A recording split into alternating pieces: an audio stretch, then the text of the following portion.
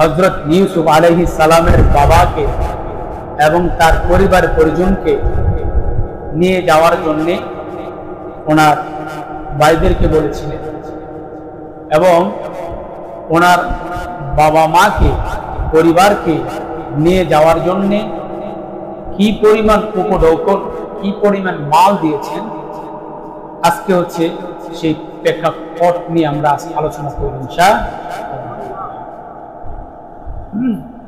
আল্লাহ তাআলা ইউসুফ আলাইহিস সালামের ভাইরা যে মিশর থেকে কেনানে আসছে বলল যে আমাদের পরিবার পরিজন নিয়ে যাওয়ার জন্য যে বলল ইউসুফ, তো এই ইউসুফ কি কি দিয়েছিল, কতগুলা খাবার দিয়েছিল, তো আল্লাহর নবী সাল্লাল্লাহু আলাইহি সাল্লাম সেই সম্পর্কে এই কোরআনুল কারীম সাহাবায়ে কেরামকে আয়াত আয়াতের মাধ্যমে জানাচ্ছে। আল্লাহ তাআলা বলছেন ফালাম্মা আন জাআল বাশিরুল আলকাহ, মিশর থেকে হযরত ইউসুফ আলাইহিস সালাম ভাইরা যখন কেনানে পদার্পণ করল আসলো কি নিয়ে, সংবাদ নিয়ে। সংবাদটা কি, ইউসুফ আলাইহিস সালামের ভাইরা যে কেনানে গিয়েছিল, কেনান থেকে মিশর গিয়েছিল খাবার আনার জন্য। কেন? কারণ কেনানের মধ্যে অভাব অনাটন ছিল। তো যখন গেল, যাওয়ার পরে ইউসুফ আলাইহিস সালামের ভাইরা ৭২,০০০, কত হাজার, জোরে বলেন না, কত হাজার, ৭২,০০০ খাবার, মানে ওট ভরপুর করে ৭২,০০০ ওট বহন করে যেই পরিমাণ খাবার নিয়ে যেতে পারে, এই পরিমাণ খাবার কেনানে মিশরে, এই মিশর থেকে কেনানে ইউসুফ আলাইহিস সালাম তার ভাইদেরকে পাঠায় দিলেন। জোরে বলেন না সুবহানাল্লাহ। আরেকটা বর্ণনা আছে, আব্দুল্লাহ ইবনে মাসউদ রাদিয়াল্লাহু তাআলা আনহু বলেন যে না, ৭২,০০০ না, ৯৩,০০০ অশ্ব দিয়ে, অর্থাৎ ওট দিয়ে, ঘোড়া দিয়ে খাবারগুলা ইউসুফ আলাইহিস সালাম ভাইদেরকে নিয়ে কেনায় পাঠাই দিয়েছে। চিন্তা করেছেন কত খাবার হতে পারে। এটা দেওয়ার অর্থ কি? মুফাসসিরিন কেরাম বলেন, তাফসীরবিদরা বলেন, ব্যাখ্যাকাররা বলেন, এটার দেওয়ার অর্থ হচ্ছে ইউসুফ আলাইহিস সালামের যে পরিবার পরিজন রয়েছে তাদের যাতে করে কোনো খাবারের কষ্ট না হয়, তাদেরকে আসতে যে বাহন হবে, যে খরচ হবে, টাকা পয়সার যে ব্যয়বহুল হবে, এটা যাতে করে কমতি না হয়, এই জন্য তার ভাইদেরকে ৭২ অথবা ৯৩,০০০ খাবার পাঠিয়ে দিয়েছে। সুবহানাল্লাহ। চিন্তা করেছেন, এক হলো ভাইয়েরা তো তার সাথে বেঈমানি করেছে, আরেক হলো কেনানে অভাব দেখা দিয়েছে, আরেক হলো তার বাবা যে অসুস্থ, ইউসুফ আলাইহিস সালামের কথা মনে করে করে ক্রন্দন করতে করতে চোখের মধ্যে ছানি পড়েছে, পর্দা পড়েছে। এই কথা শোনার পরে ইউসুফ আলাইহিস সালাম কষ্ট পেয়ে ভাইদেরকে তখনও কিছু বললেন না, বলল যে আমার জামাটা তোমরা নিয়ে যাও, তোমাদের বাবার চোখে লাগানোর সঙ্গে সঙ্গে চোখটা ভালো হয়ে যায়। ভাইরা তো জানে না, ভাইরা কি করে না, ফালাম্মা আন জাআল বাশিরুল আলকাহু, সর্বপ্রথম এই খবরটা ইউসুফ আলাইহিস সালামের বড় ভাই ইয়াহুদা, ইয়াহুদার বংশ, গত সপ্তাহে বলেছিলাম যে বর্তমানে ফিলিস্তিনের উপর যে ইসরায়েল রয়েছে, এই সমস্ত কুলাঙ্গাররা হচ্ছে ইয়াহুদার বংশ। নাউজুবিল্লাহ পড়ে। এখন প্রথমত মিশর থেকে যখন দল আসলো, আসার পরে ইউসুফ আলাইহিস সালামের বাবা ইয়াকুব আলাইহিস সালামের কাছে আসছে। আসার পরে এখন বাবা যে ছোটকালে সন্তানকে লালন পালন করেছে, এটার একটা গ্রাম বা গন্ধ, সন্তানের গন্ধটা বাবা মা বুঝতে পারে কি পারে না? আরে কথা বলেন, পারে কি পারে না? ইউসুফ আলাইহিস সালামের গন্ধটা সর্বপ্রথম কেনানের বাসিতে গিয়েছিল মিশরে। মিশর থেকে যখন আসলো খাবারগুলা নিয়ে, এখন আসার পরে ইয়াকুব আলাইহিস সালাম বলতেছে, তোমাদের কাছ থেকে কেমন যেন আমার ইউসুফের গ্রাম পাচ্ছে। আর একটু জোরে বলেন না। এখন কেনানবাসী বলতেছে, আর মিয়া তুমি কি পাগল হয়ে গেছো? তোমার সন্তান কবে মারা গেছে, কবে হারিয়ে গেছে, এটা তুমি বলতেছো, জ্ঞান পাচ্ছ, তুমি কি পুরান কথা বারবার বলো কেন? আমাদের সমাজে কিছু লোক আছে না, যে ঘুরে ঘুরে শুধু ওই পুরানা করার কথাই বলে, মানে ইতিহাসটা বলে, যে কি কি ঘটনা ঘটেছে, তার সাথে কি ঘটনা হয়েছে, দুঃখ পেয়েছে, কষ্ট পেয়েছে, এগুলা পুরানা মহিলারা বলে কি বলে না? আরে কথা বলে কি বলে না? ঠিক তদ্রূপ ইয়াকুব আলাইহিস সালাম তার সন্তানের ব্যাপারে বলতেন যে আমার সন্তান ইউসুফের গায়ের যে গন্ধটা, গ্রানটা, ওই যে তার যে ছোটকালে যে একটা অবয়বের মধ্যে একটা গ্রান ছিল, এটা আমি তোমাদের কাছ থেকে পাচ্ছি। সুবহানাল্লাহ পড়ে। যখন তারা বলল যে না, তুমি খালি ঘুরে ঘুরে কোরআন কথাই বলো, এমন সময় হযরতে ইউসুফ আলাইহিস সালামের বড় ভাই ইয়াহুদা বাশির আল-কাহু, প্রথমত তার বড় ভাই এসে বলতেছে যে আব্বাজান, সুসংবাদ রয়েছে। কিসের সুসংবাদ? সেটি হচ্ছে আপনার সন্তান ইউসুফ এখন মিশরের হচ্ছে গভর্নর, খাদ্য মন্ত্রী। এই খাদ্য মন্ত্রী তার জামা দিয়েছে, এই জামাটা লাগালে নাকি আপনার চোখ ভালো হয়ে। তারপরে ইয়াকুব আলাইহিস সালাম কি বলে দেখেন, ক্বালা আলাম আকুল লাকুম ইন্নী আ'লামু মা মিনাল্লাহি মা লা তা'লামুন। আল্লাহু আকবার। ক্বালা আলাম আকুল লাকুম, ইয়াকুব আলাইহিস সালাম বলতেছেন যে আমি তো তোমাদেরকে আগেই বলেছিলাম, আমি তো জানি আমার সন্তান ইউসুফ এখনো বেঁচে আছে। সুবহানাল্লাহ পড়ে। কিন্তু আমি তোমাদেরকে বলি না। ইন্নী আ'লামু, নিশ্চয় আমি জানি, মিনাল্লাহি মা লা তা'লামুন, আল্লাহ তাআলা আমাকে জানান বিদায় আমি জানি যা তোমরা জানো না। আল্লাহু আকবার বলে। তার মানে সাধারণ মানুষ আল্লাহ তাআলা যে কি ঘটাবেন বা কি ইতিহাস দুনিয়াতে কি পাঠাবেন, এটা কিন্তু সাধারণ মানুষ জানে, একমাত্র জানেন নবীরা। সুবহানাল্লাহ পড়ে। ইয়াকুব আলাইহিস সালাম হচ্ছে নবী, তো উনি তো আল্লাহর নবী, উনি তো জানবেনই, কিন্তু কি করলেন, উনি গোপনে রাখছেন। গোপনে রাখার পরে এই কথাটা বললেন না যে ইন্নী আ'লামু মিনাল্লাহি, আমি যা জানি আল্লাহর পক্ষ থেকে, মা লা তা'লামুন, যা তোমরা জানো না। সুবহানাল্লাহ পড়ে। তো তুমি কি জানো? এখন কেনানবাসী বলে তুমি কি জানো? বা আমি জানি আমার সন্তান ইউসুফ এখনো বেঁচে আছে। আর একটু মহব্বতে বলে না, এখনো বেঁচে আছে। তো তাই নাকি? হ্যাঁ। এবার ইউসুফ আলাইহিস সালামের বাইরা যে আসলো খাবার নিয়ে, ৭২ বা ৯৩,০০০ খাবার নিয়ে, এত এত খাবার দেখে কেনানবাসী খুশি হয়ে গেছে। খুশি হয়ে বলতেছে এত খাবার দিয়েছে? হ্যাঁ। এখন ইয়াকুব আলাইহিস সালাম বলতেছেন খাবারগুলা নিয়ে আসছো বাচ্চার কাছ থেকে, তো বাচ্চা দেখতে কেমন বা বাচ্চা কি বলেছে? তো বলেছে আব্বাজান, বাচ্চা দেখতে অনেক সুন্দর, তবে বাচ্চা আমাদের সামনে পর্দা দিয়ে দেখেছে। সুবহানাল্লাহ পড়ে। এরপর মজার কথা আল্লাহ কি বলেন, ক্বালু ইয়া আবানা ইস্তাগফির লানা যুনুবানা ইন্না কুন্না খাতিঈন।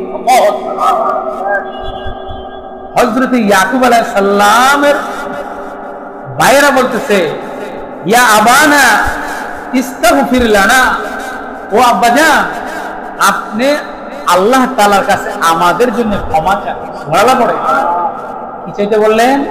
আরে ক্ষমা চাইতে বললেন। তো কেন? কারণ ভাইয়েরা যে অপরাধ করেছে, ছোটকালে ইউসুফকে কূপের মধ্যে ফেলেছে, কূপ থেকে কেনানের যে কূপের মধ্যে ফেলেছিল, এই কূপ থেকে মিশরের বণিক দল, ব্যবসায়িক দল উঠেছে।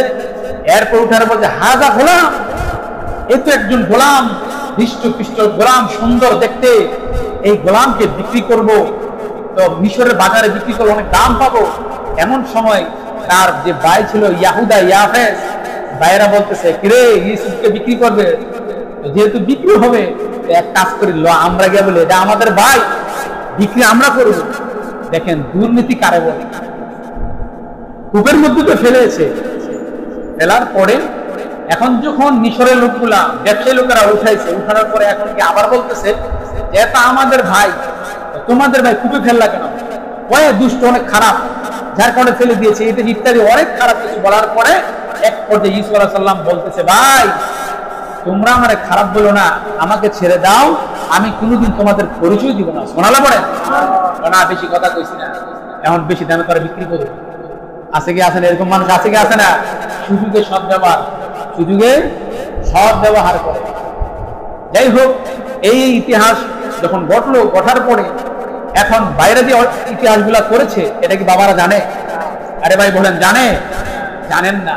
কিন্তু যখন মিশর থেকে আসলো খবর নিয়ে, এখন গ্রাম পাচ্ছে, আবার বলতেছে যে আমার ভাই, আমাদের ভাই ইউসুফ এখনো বেঁচে আছে, সে খাবারগুলো পাঠিয়েছে, আবার তোমাদেরকে যাওয়ার জন্য দাওয়াত করেছে।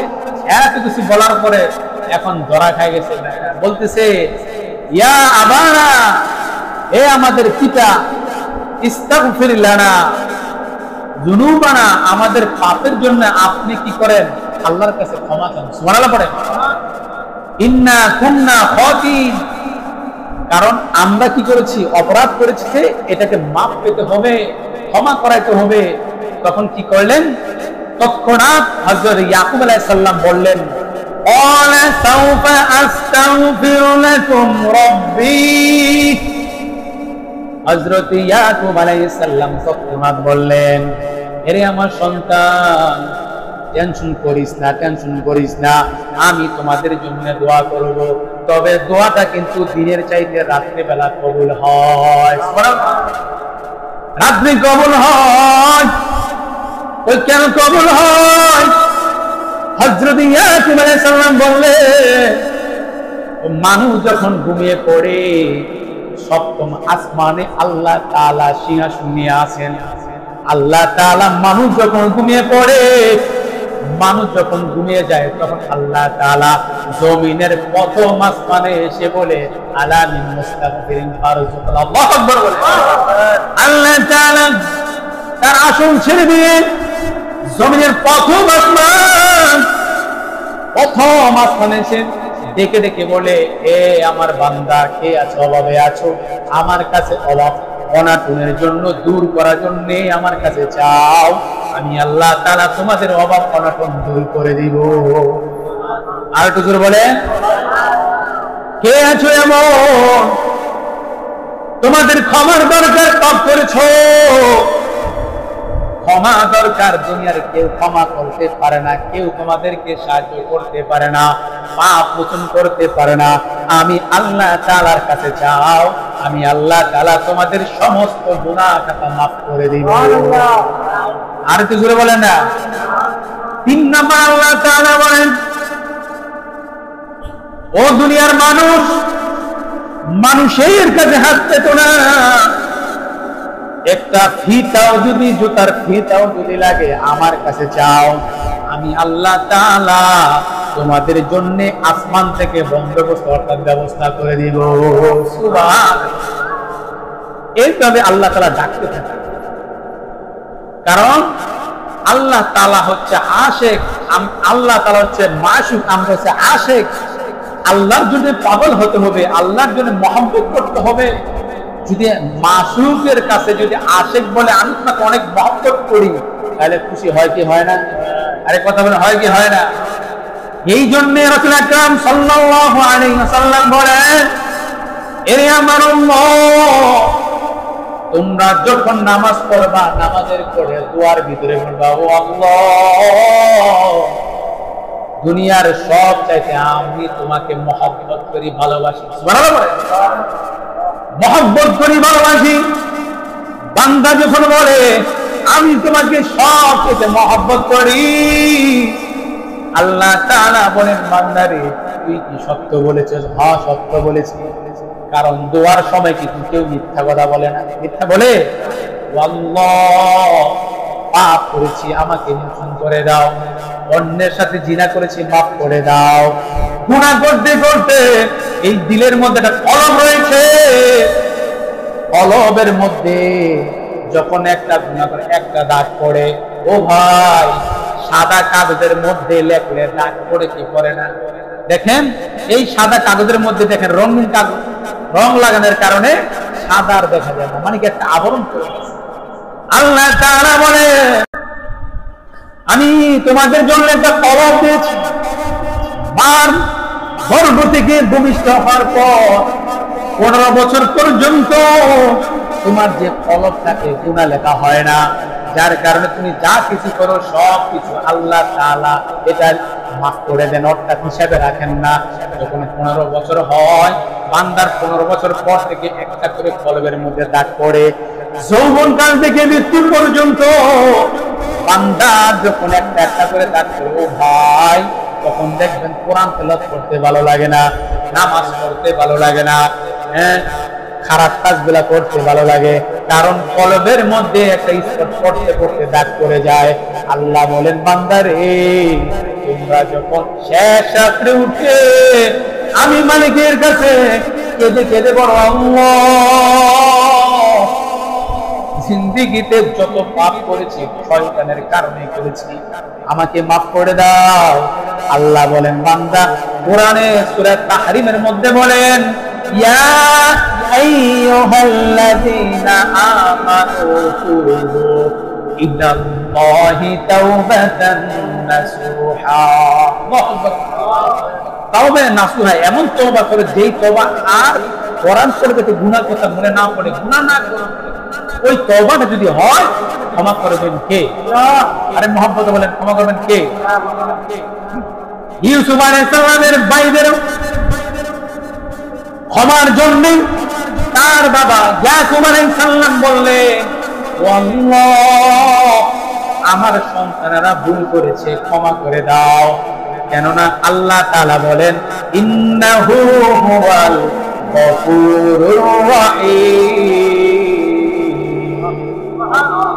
জোরে বলেন, আল্লাহ বলেন নিশ্চয় আল্লাহ তাআলা অত্যন্ত ক্ষমাশীল দয়াবান, অত্যন্ত ক্ষমাশীল দয়াবান। কারণ গফুর মানে ক্ষমাশীল আর রহিম মানে দয়ালু, অর্থাৎ ইন্নাহু হুয়াল গফুরুর রহিম। আল্লাহ তাআলা অত্যন্ত দয়ালু, মেহেরবান, ক্ষমাশীল। আল্লাহ তাআলা অত্যন্ত ক্ষমাশীল, মেহেরবান। কারণ বান্দা যখন চায়, আল্লাহ তাআলা বান্দার কলবের দিকে তাকায় থাকে, দেখিনা আমার বান্দা মাফ চায় কি চায় না। শেষ রাতে উঠে যখন বান্দা চায়, আল্লাহ বলেন বান্দারে, দুনিয়ার কেউ তোমার চোখের পানি দেখে না, আমি আল্লাহ মাসুম যখন আশিকের চোখের পানি দেখি, তখন আর আমি সহ্য করতে পারি না, আমি আল্লাহ তোমাকে মাফ করে দেই। এইভাবে যখন ইয়াকুব আলাইহিস সালাম তার সন্তানদের জন্য ক্ষমা চাইলেন, আল্লাহ তাআলা বলেন আমি হচ্ছে গফুরুর রহিম, অত্যন্ত দয়ালু, মেহেরবান। আল্লাহ তাআলা তাদেরকে মাফ করে দেন। সুবহানাল্লাহ। এরপর আল্লাহ তাআলা নবীকে বললেন, নবী হে, হযরত ইয়াকুব আলাইহিস সালাম যখন তার সন্তানদের জন্য ক্ষমা চাইল, ক্ষমা চাওয়ার পর সন্তানটা এবার বাবাকে নিয়ে মিশরে যাবে। কোথায় যাবে? আরে কথা বলে, কোথায় যাবে? সন্তান এখন প্রেসিডেন্ট, গ্রামের সন্তান রিকশাওয়ালা যখন ঢাকার মধ্যে একটা বাড়ির মালিক, বাড়ির মালিক হওয়ার পর এখন সে বড়লোক হয়েছে। বলছি গ্রামের গরিব বাবা মাকে দাওয়াত দেয়, ও মা, ও বাবা, আমি এখন বড়লোক হয়েছি, জীবনে অনেক কষ্ট করেছো, তোমাদের কষ্ট আমার সহ্য হয় না। চিঠি যখন লেখে, সন্তান চিঠি লেখার পর যখন পিয়নে পাঠায় দেয়, সন্তানের চিঠিটা মা বাবা দেখে বলে, আল্লাহ, আমার সন্তানকে তুমি এখন বড়লোক বানিয়েছো। সন্তান দাওয়াত দিয়েছে, বাবা মা যে আনন্দিত হয়ে ঢাকার বাড়িতে, পাঁচতলা বাড়িতে আসে রে ভাই। তেমনি হযরত ইয়াকুব আলাইহিস সালাম 40 বছর হয়ে গেছে, সন্তানকে পায় না, সন্তানকে দেখে না। সন্তান যখন দাওয়াত দেয়, সন্তানের কথা শোনার পর বাবা আনন্দ করে পরিবার পরিজনকে নিয়ে এখন রওনা দেয়। সুবহানাল্লাহ। কানান থেকে মিশরে রওনা দেয়।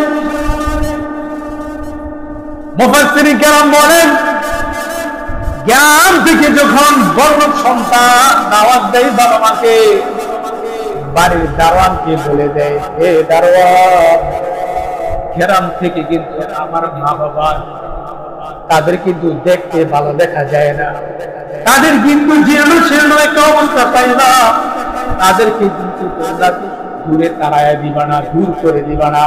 এলাকার মুরব্বীদের বলে, ও চাচা, ও ভাই, বহুদিন পর আমার মা বাবা আমার বাড়িতে আসবে, আপনারা কিন্তু তাদেরকে আহ্বান করবেন, আহলান সাহলান দিবেন, তাদেরকে তাকবীর দিবেন, আল্লাহু আকবার, তাদেরকে আপনারা সবাই বরণ করিবেন। ঠিক তদ্রুপ হযরত ইয়াকুব আলাইহিস সালাম তার পরিবার পরিজন নিয়ে কানান থেকে মিশরে রওনা দিলেন। ও ভাই, হযরত ইউসুফ আলাইহিস সালাম তার রক্ষীদেরকে, অর্থাৎ মিডিয়া রেড বাহিনী বলেন, এরপরে পুলিশ মিডিয়ার বলেন, এরকম হযরত ইউসুফ আলাইহিস সালামের জমানায় কিন্তু ছিল। তাদেরকে বলে গেল, এরে আমার কর্মচারীরা, মিশরে কেনান থেকে একটা দল আসবে, তাদেরকে তোমরা আহলান সাহলান জানাইবা। ও ভাই, কেনান থেকে যখন মিশরের একদল আসবে এই কথা বললো, বলার পরই বাদশা ঘোষণা দিয়েছে। এমন কথা যখন মিশরে ছড়িয়ে পড়েছে, মিশরের বড় লোক যারা আছে, যারা বড় বড় লেভেলে রয়েছে, তারা বলে বাদশা দাওয়াত দিয়েছে, কেনান থেকে এক পরিবার আসবে, সে পরিবার কেমন পরিবার হবে দেখার জন্য, তাদেরকে সদরে বরণ করার জন্য, তাদেরকে তাকবীর দিবে, আহলান দিবে, এই উদ্দেশ্যে ভাই বহু রাস্তা পর্যন্ত সিরিয়াল ভাবে দাঁড়িয়ে আছে। দেখেন, বাবা মাকে, ফ্যামিলিকে বরণ করে নেওয়ার জন্য এখন থেকে নয়, পূর্বকালীন থেকে হযরত ইউসুফ আলাইহিস সালামের ওই জমানা থেকে আল্লাহ তাআলা একটা সিস্টেম করে দিলেন যে বাবা মাকে কিভাবে সম্মান করতে, এটা শিখাই দিলেন। সুবহানাল্লাহ। যখন কেনান থেকে রওনা দিয়েছেন, পরিবার পরিজনের মধ্যে ইউসুফ আলাইহিস সালামের মা ছিল না, লাইয়া নামে একজন মহিলা ছিল, তার সৎ মা। ইয়াকুব আলাইহিস সালাম ইউসুফ আলাইহিস সালাম মা মারা যাওয়ার পর বিয়ে করলেন। মুফাসসিরে কেরাম বলে, খালা কিন্তু মার মতো। কার মতো? আরে কার মতো হয়? খালা মার মতো হয় না? আম্মুর রাজুল সিনহু আবিহি, আল্লাহ নবী বলেন চাচা বাপের মতো, চাচি খালা মার মতো। সুবহানাল্লাহ বলেন। আল্লাহ নবী শিখাই দিয়েছেন। এই জন্য দেখবেন কিছু কিছু ফ্যামিলিতে চাচিরে বড়মা বলে, চাচিরে জেঠিরে বড়মা বলে, আছে কি? আরে কথা আছে কি? আছে না? এটা কিন্তু হাদিসের বাক্য, হাদিসের বক্তব্য। কারণ এটা মানুষে জানতো না। আল্লাহ তাআলা বাচ্চাদের মেধার মধ্যে, মানুষের মেধার মধ্যে দিয়েছেন, বলো আমি তোমার বড় মা, আমি তোমার জেঠি না, আমি তোমার চাচি না, আমি হচ্ছি তোমার চাচি আম্মা। সুবহানাল্লাহ বলে। এবার হযরতে ইয়াকুব আলাইহিস সালামের স্ত্রী লাইয়া অর্থাৎ ইউসুফ আলাইহিস সালামের খালাকে রওনা দিলেন।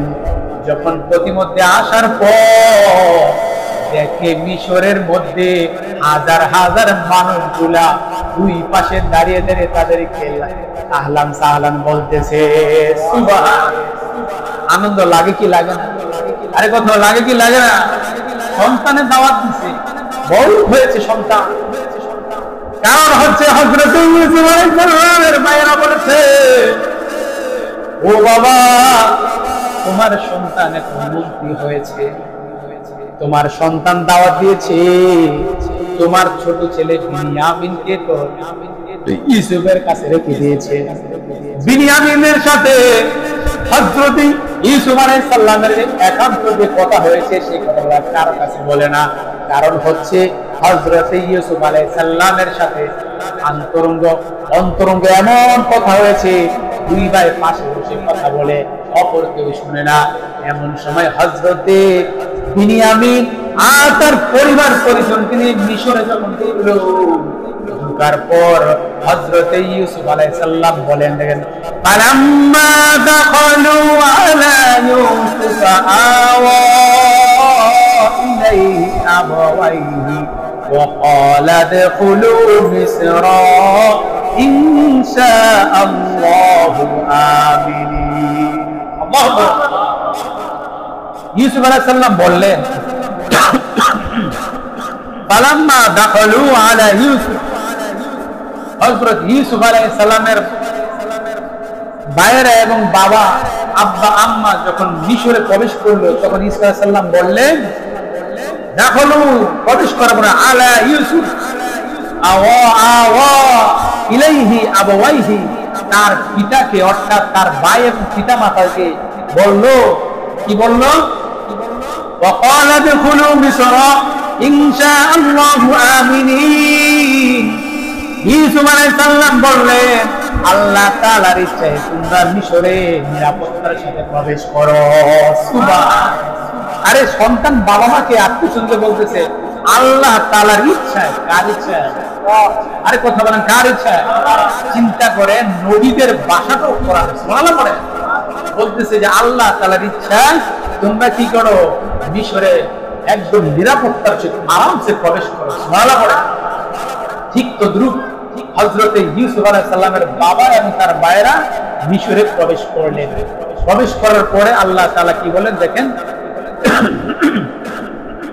ورفع أبويه على العرش وخروا له سجدا وقال يا أبت هذا تأويل رؤياي من قبل قد جعلها ربي حقا الله أكبر বলে ইউসুফ আলাইহিস সালাম এবার বাবা মাকে ভাইদেরকে বলতেছে দেখেন কি বলে আল্লাহ কোরআনে যখন ওয়ারাফা আবওয়াইহি আলাল আরশি হযরত ইউসুফ আলাইহিস সালামের বাবা মা আর ভাইদেরা যখন ঢুকার পরে ইউসুফ আলাইহিস সালাম সিংহাসনে বসলেন সুবহানাল্লাহ সিংহাসনে বসতে দিলেন বসার পরে সঙ্গে সঙ্গে আল্লাহ তাআলা নবীকে শোনাচ্ছেন আল্লাহ বললেন ওয়াখরু লাহু সুজদা সঙ্গে সঙ্গে তার ভাই এবং বাবা মা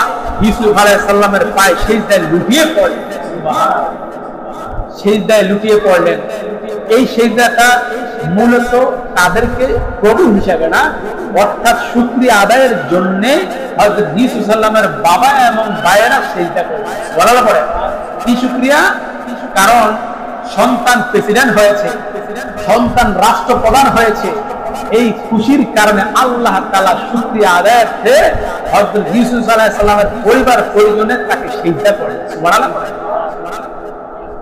আরেকটা বর্ণনার মধ্যে আসছে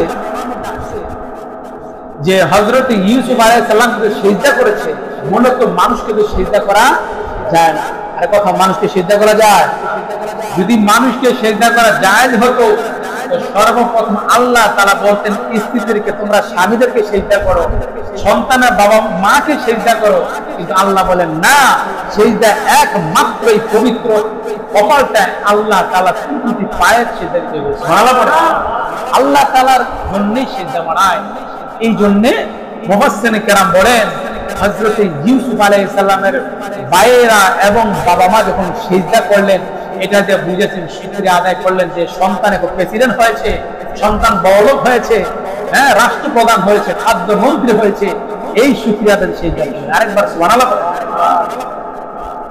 আল্লাহ তাআলার নবী হযরত ইউসুফ আলাইহিস সালাম বললেন বাবাজান আমার আল্লাহ তাআলা ওই যে আমি ছোটকালে স্বপ্নের মধ্যে দেখেছিলাম যে 11টা তারকা আর চন্দ্র সূর্য আমাকে সিজদা করতে সুবহানাল্লাহ পড়ে এর ব্যাখ্যাটা আমার আল্লাহ তাআলা আমাকে এখন বুঝাই দিলেন যে চন্দ্র সূর্য হচ্ছে তোমার বাবা মা আর 11টা তারকা হচ্ছে তোমার 11 ভাই সুবহানাল্লাহ পড়ে চন্দ্র সূর্য কি বাবা মা আর 11টা তারকা হচ্ছে কি তার 11 জন ভাই এই ভাইয়েরা আল্লাহ তাআলা জানেন যে আমি ইউসুফকে রাষ্ট্রপ্রধান বানাবো খাদ্য মন্ত্রী বানাবো তার ভাইয়েরা তার কাছে আসবে এবং তার ভাইয়েরা তার কাছে খাবার নিয়ে যাবে তার কাছে মাথা নত করবে যে আমরা ভুল করেছি, আমাদের অপরাধ তুমি মাফ করে দাও। সুবহানাল্লাহ।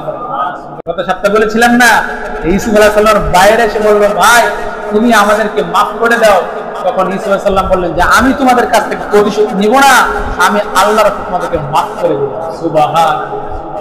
মুফাসসিরিন কেরাম বলেন যে وقال يا أبتي هذا تأويل رؤياي من قبل। ইউসুফ আলাইহিস সালাম বলেন, বাবাকে বললেন যে আব্বাজান, ওই যে পূর্বে আমি স্বপ্ন দেখি, মিন ক্বাবলু, আমি যে স্বপ্নে দেখেছিলাম যে চন্দ্র এবং সূর্য আর 11টা নক্ষত্র আমাকে সিজদা করেছে, এটার তাওয়িল, এই স্বপ্নের ব্যাখ্যাটা আমার আল্লাহ তাআলা এখন আমাকে শিখাই দিলেন। সুবহানাল্লাহ।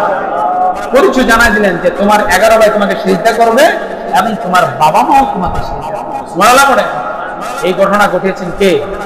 আরে মুহাম্মদ বলেন কে? সকালবেলার দনির তুই ফকির সন্তান, সকালের দনি বিকালে গরিব হয়ে যায়, এরকম আছে কি আছে না? কথা বলেন, আছে কি আছে না? বিদেশের একটা ঘটনা, মীর হাজরিবাগের ওই পাশে নবীনগরের পাশে এক ছেলে আমেরিকায় থাকে, বড় লোক, আমেরিকায় থেকে সে ব্যবসা বাণিজ্য করে, ব্যবসা বাণিজ্য করতে করতে এক পর্যায়ে বড়লোক হয়ে গেছে রে ভাই। ওই আমেরিকাতে বিবাহ করেন, বিবাহ করার পর এখন যে দেশে বাবা মা আছে, বাবা মার কোনো খবর নেয় না, কোনো ফোনও দেয় না, কোনো খবর নেয় না। কিছুদিন যায়, বাবা বাড়ি ভাড়া দিতে পারে না, বাবা শুধু করে আমার সন্তানকে আমি বিদেশে কষ্ট করে পাঠিয়েছি, এখন সে বড় হয়েছে, টাকা পয়সার মালিক হয়েছে, ওইখানে সে বিবাহ করেছে ভাই। কিন্তু বিবাহ করার পর বাবা মার আর খোঁজ খবর নেয় না, বাবা মা এই দেশে ভাড়া দিতে পারে না, খাবার খেতে পারে না, আফসোস করে আর কান্না করে, কান্না করতে করতে একদিন যায়, 2 দিন যায়, কিছুদিন যাওয়ার পর বাড়িওয়ালা বাড়িটাকে বলে, ও ভাই তোমার ভাড়াগুলা আটকে আছে, ভাড়াগুলা দেওয়া। এবার বাড়িটা ওই যে ভদ্রলোক সে বলতেছে, ও ভাই সন্তানকে তো কষ্ট করে বিদেশে পাঠিয়েছি, সন্তান কিন্তু আমাদের খোঁজ খবর নেয় না, আমি স্ট্রোকের রোগী, আমি 3 বার স্ট্রোক করেছি, স্ট্রোক করার পর আমার দেখে মুখটা বাঁকা হয়ে গেছে, ভালো করে কথা বলতে পারি না, কাজও করতে পারি না, এখন আমার সন্তানও টাকা পয়সা দেয় না। মায়া করে যখন বাড়িওয়ালাকে বুঝাইলে, ও ভাই বুঝানোর পর আস্তে আস্তে বাড়িওয়ালা ঠান্ডা হয়েছে, দেখো না একটু ব্যবস্থা করে দিতে পারো কিনা। দেশের বাড়িঘর বিক্রি করে দিয়েছে, সব কিছু বিক্রি করে দিয়ে বাড়ি 2 বছরের ভাড়ায় আটকে গেছে, অনেকগুলা টাকা জমা হয়ে গেছে, বিক্রি করে পরিশোধ করেছে। এখন এই লোক স্ট্রোক করার পর মুখটা বাঁকা হয়ে গেছে, হাতটাও ভালো চলাচলা করতে পারে না, বাবার মনে কষ্ট, মার মনে কষ্ট, কান্না করে হঠাৎ করে খবর আসে, ওই যে বিদেশের বাড়িতে সন্তান থাকে, এই সন্তান গাড়ির সাথে অ্যাক্সিডেন্ট করেছে, অ্যাক্সিডেন্ট করে তার একটা হাত এবং একটা পাও চলে গেছে, বিকলাঙ্গ হয়ে গেছে। নাউজুবিল্লাহ পড়ে, বিকলাঙ্গ হয়ে গেছে, এবার দেখে অচল হয়ে গেছে। সাদের স্ত্রী ওই আমেরিকার মেয়ে, লাল কুর্তা, এত সুন্দর মেয়েকে দেখে বিয়ে করেছে, বিকলাঙ্গ হয়ে যাওয়ার পর এখন আর স্ত্রী বলে, আমি তোরে চিনি না, আমি তোমাকে চিনি না, তুমি দূর হয়ে যাও, সুকান দূর হয়ে যাও। এখন সন্তান বিপদে পড়েছে, সন্তান ফোন করে বলে, মা আমার তো একটা হাত নেই, একটা পাও নেই, আমি তো এখন অচল হয়ে গেছি। সন্তানের উত্তরে মা কান্না করে, দেখেন তো এটাই তো মা, সন্তান বাবা মাকে যতই কষ্ট দেয়, সন্তান যদি চোখের পানি ফেলে দিয়ে বলে, মা আমাকে মাফ করে দাও, ওই যত মা সুন্দরীদের মা হোক না কেন, মা দেখবে সন্তানকে সান্ত্বনা দেয়, বলে বাবারে টেনশন করিস না, পৃথিবীর কেউ না থাকলেও আমি মা তোমার সাথে থাকবো। সুবহানাল্লাহ। এই মহব্বত দিয়েছেন কে? আরে ভাই বলে মহব্বত দিয়েছেন কে? সন্তান কান্না করে, মাও কান্না করে। কিছুদিন যাওয়ার পর ওই যে বাবাটা স্ট্রোকের রোগী, বাবা যে স্ট্রোকের কারণে তার পাঁচ হাতটা প্যারালাইজ হয়ে গেছে। এখন বাবা লড়াচড়া করতে পারে না, ডায়াবেটিস দেখা দিয়েছে, পায়ের মধ্যে পছন্দ করেছে রে ভাই। আমি নিজে প্রমাণ, আমাকে দাওয়াত দিয়ে নিয়ে নেওয়া হয়েছে। এখন ওই লোকটা যখন তার পায়ের মধ্যে পছন্দ করেছে, পছন্দ করার পর চিকিৎসা করার জন্য কোনো টাকা নাই, বাড়ি ভাড়াও দিতে পারে না। এখন লোকটা ঘরে বসে বসে কান্না করে একদিন যায়, 2 দিন যায়, যেতে যেতে একদিন লোকটা মারা গেছে। মারা যাওয়ার পর তার লাশটাতে বের করবে রে ভাই, তার লাশের কাফন দাফন করবে, এই টাকাও নাই। চিন্তা করে দেখে কত এলাকার মানুষ আছে, এত বিপদে আছে, আপনি আমি খাই দেই চুক্তি করি, অপর বাইরে খবর নেই। সন্তান ওদিকে বিকলাঙ্গ হয়ে গেছে, বাবা মারা গেছে। বাবা মারা যাওয়ার পর কাফনের কাপড় গুলা ব্যবস্থা করার মতো টাকা নাই। এমন সময় এলাকার মধ্যে খবর হয়ে গেল অমুক বাড়িটা মারা গেছে, তার ঘরের মধ্যে কোনো খাবার নাই, তার ঘরের মধ্যে কোনো টাকা পয়সা নাই, কাফন দাফনের ব্যবস্থা নাই। এলাকার মানুষগুলো শুনে শুনে একে অপরে কানাঘুষা করতে করতে ছড়িয়ে পড়েছে। ওই এলাকার মানুষগুলা টাকা উঠে উঠে কাপড়ের ব্যবস্থা, আল্লাহু আকবার, কাপড়ের ব্যবস্থা করেছে। এখন গোসল করাবে, দেখে পা যে পছন্দ করেছে, ওই পছন্দের কারণে কেউ ঘরের ভিতরে যেতে পারে না রে ভাই।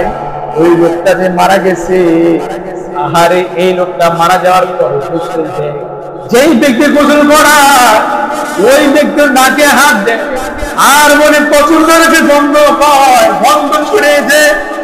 চিন্তা করে দেখেন আল্লাহ তাআলা বুঝিয়ে দেয়, এরে আমার বান্দা, সকাল বেলার ধনী তুমি, ফকির সন্ধ্যাবেলা সন্তানকে তুমি ধনী হয়েছো, টাকা পয়সা খরচ করে বিদেশের বাড়ি পাঠিয়েছো, এখন সন্তান তোমাকে খবর নেয় না। আল্লাহ বলে, সন্তান রে, তোর বাবা মার জন্য আমি তোকে বিদেশে নিয়ে আসলাম, এখন তুই বাবা মার খবর নেস না, তোর হাত পা গেছে অবশ বিকলাঙ্গ হয়ে, তুই টাকা পাঠাতে পারস না। মা বাবার বদদুয়ার কারণে, মা বাবার সাথে খারাপ আচরণ করার কারণে আল্লাহ তাআলা ওই ব্যক্তি, ওই সন্তানকে বিকলাঙ্গ করে দিয়েছে। এটা করেছেন কে? মহব্বত বলেন কে? এই জন্য আল্লাহ বলেন, তোমার বাবা মা হচ্ছে জান্নাত, আবার তোমার বাবাও হচ্ছে জাহান্নাম। নাউজুবিল্লাহ পড়ে। বাবা মা জান্নাত কেমনে? আপনি খেদমত করবেন এই বাবা মা যখন হাত, আমার সন্তান গরিব আমাকে অল্প অল্প টাকা দেয়, আমি টাকা দিয়ে চলি। হযরত মুসা আলাইহিস সালাম আল্লাহর কাছে বললেন, আল্লাহ আমার সাথে জান্নাতে কে থাকবে? এমন সময় আল্লাহ তাআলা বললেন, মুসা রে, তোমার সাথে তোমার সঙ্গী হবে একটা মুসি, যে বস্তু বিক্রি করে, ওই বস্তু বিক্রেতা তোমার সাথে জান্নাতে যাবে। সুবহানাল্লাহ, জান্নাতে যাবে। কেন? এই মুসি সারাদিন জুতা ছিলেন, জুতা রং করে শেষ বেলা মুসা আলাইহিস সালাম যখন শুনলো মুসি জান্নাতে যাবে, এবার খুঁজতে খুঁজতে বললো, আল্লাহ বলেন কোথায়? ওই যাও, ওই কেনানে যাও, দেখো একজন মুসি আছে। এবার মুসা আলাইহিস সালাম পাশে দাঁড়িয়ে আছে, সারাদিন যায়। বিকাল বেলা সে সব কিছু গুছিয়ে এখন সে গোস্তের দোকানে যায়। গোস্তের দোকানে গিয়ে বলে, ও ভাই, তুমি আমাকে কলিজা দাও। কলিজা কলিজা নিল। নেওয়ার পর মুসা আলাইহিস সালাম পাশে দাঁড়িয়ে দাঁড়িয়ে দেখছে। কলিজা নিয়ে প্রথম বাড়িতে গেল। বাড়িতে যাওয়ার পর আল্লাহর বান্দা সুন্দর করে রান্না করেছে রে ভাই। রান্না করে এখন দেখে মুসা আলাইহিস সালাম পাশে দাঁড়িয়ে দাঁড়িয়ে দৃশ্যগুলা দেখতেছে। তার সন্তান রয়েছে, বিবি বাচ্চা সবই আছে, তাদের ঘরে যায় না, রান্না করে পাতিলা গুলা রেখে ওই তাকের উপর থেকে একটা বাক্স নামিয়েছে। আল্লাহু আকবার বলেন। বাক্স নামিয়েছে, বাক্স নামিয়ে এখন ওই কলিজাগুলা, গুনা কলিজাগুলা পাতিলা থেকে উঠায় উঠায় বাক্সের ভিতরে দেয়। মুসা আলাইহিস সালাম পাশে দাঁড়িয়ে দাঁড়িয়ে দেখতেছে। দৃশ্য দেখার পর এবার মুসা আলাইহিস সালাম থেকে খাবারগুলা বাক্সের ভিতরে দেয়, দেখে আর খাবার ফিরে আনে না, ওই খাবারটা বাক্সের মধ্যে রেখে দেয়। এটা দেখে মুসা আলাইহিস সালাম আরো লাগলো, কিরে ঘটনা কি? আস্তে আস্তে খাবার শেষ, খাবার শেষ করে তাকের উপর আবার সেই বক্তা উঠে রাখছে। রাখার পর এবার মুসা আলাইহিস সালাম বললেন, ও ভাই, আমার একটা কথা কই। কি কথা? আমার সাথে আল্লাহ বলেছেন একজন মুসি জান্নাতে যাবে। আল্লাহ তোমার জন্য, তোমার কথাটা আল্লাহ বলেছেন, আমি কৌশলে তোমার বাড়িতে আসছি। এখন তুমি বলো ওই বাক্সের মধ্যে কি কলিজা কিনে আনলা? কলিজা তুমি বাক্সের মধ্যে দিলা, বাচ্চাদেরকে আগে দিলা না? বলো তো তুমি বাক্সের মধ্যে কি রেখেছো? এবার মুসি কেঁদে কেঁদে বলে, ও পয়গম্বর মুসা, আমার মা বাবা বৃদ্ধ হয়ে গেছে, আমার মা বাবার খেদমতের জন্য আমি প্রথম আমার সন্তানদেরকে খাবার দেই না। দেখেন না, সন্তান কান্না করে, আমি প্রথম আমার বাবা মার মুখে খাবার উঠাইয়া দিই। সুবহানাল্লাহ। হতে পারে খেদমতের কারণে আল্লাহ তাআলা আমাকে আপনার সাথে জান্নাত দিবেন। সুবহানাল্লাহ। তাহলে বাবা মার খেদমত করার দরকার আছে কি আছে? কথা বলা আছে কি আছে না? এই সেই লোকটা বিদেশের বাড়িতে বিকলাঙ্গ হয়ে গেছে, লাশটাকে কাফনের জন্য টাকা নাই, কাফন কিনতে পারে না। এবার এলাকার মানুষগুলা কাফনের ব্যবস্থা করেছে, জানাজাও করেছে। বিক্রমপুর বাড়ি, তার লাশটা কখন করে নিয়ে যাবে? টাকা নাই, টাকা নাই। এলাকার মানুষগুলা টাকা উঠে গাড়ি ভাড়া করে ওই বিক্রমপুরে তার বাড়ির সামনে কবরস্থান, ওই কবরে নিয়ে কাফন দাফনের পুরোপুরি কাজ সেরে তারা আসছে। 3 দিন পরে আমারে ফোন দিয়েছে, ও হুজুর, জীবনে কতই না আপনি মিলাদ করেছেন, কতই না আপনি মিলাদের টাকা পেয়েছে, হাদিয়া পেয়েছেন, এমন একটা মিলাদ আপনার করাতে হবে যে মিলাদের কোনো টাকাও নাই, ঘরের কোনো মাল সামানও নাই, খাবারও নাই। ও হুজুর, মিষ্টি যে বিতরণ করি, এই মিষ্টির টাকাটাও আমরা ব্যবস্থা করেছি। সুবহানাল্লাহ। চিন্তা করেন, আল্লাহ তাআলা মানুষদেরকে খেদমত করা, মিষ্টির টাকাটা পর্যন্ত এলাকার মানুষদের আমারে বলতে, হুজুর আপনি কি টাকা দিতে হবে? আমি বললাম, আরে ভাই, আমি তুমি টাকা নেই না, তারপর আপনি এই একটা মহা বিপদ, এই করুন একটা ইতিহাসের মধ্যে আপনার টাকা নিব? চিন্তা করেন। আল্লাহ বলে, বান্দা, দুনিয়াতে মানুষ কত অসহায় আছে, তুমি খুঁজে খুঁজে বের করো। ঠিক তদ্রুপ হযরতে ইয়াকুব আলাইহিস সালাম, তার সন্তান ইউসুফ যে বড় হয়ে খাদ্যমন্ত্রী হয়ে রাষ্ট্রের প্রধান হয়ে বাবা মা আত্মীয় স্বজনকে দাওয়াত দিয়ে এখন সিংহাসনে বসেছেন, এটা করেছেন কে?